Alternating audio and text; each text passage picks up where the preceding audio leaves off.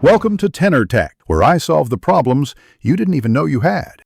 A thermal stone stores heat when you place it next to a fire. Heat transfers from a campfire or fire pit into the thermal stone consistently. Carrying a heated thermal stone slows your character freezing during cold nights. Hold the stone in your inventory to keep its warmth effect on you.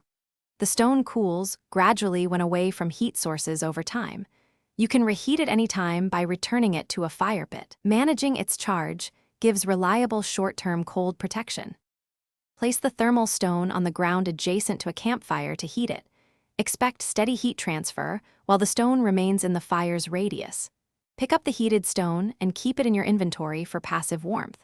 The warmth reduces freezing effects without requiring you to stand by the fire. When its warmth drops, return the stone to a fire pit to recharge quickly. Carrying multiple stones lets you swap fresh ones during long excursions. Use this cycle to manage cold exposure away from base. Carry multiple thermal stones to swap during extended trips and maintain continuous warmth. Store a set of heated stones near your base to reload quickly before leaving. Always use a campfire or fire pit to reliably recharge a cooled stone faster. Keep heated stones inside your inventory rather than equipping them to preserve their passive effect. Rotate stones as they cool to avoid freezing when exploring snow or winter biomass. Combine stone use with warm clothing.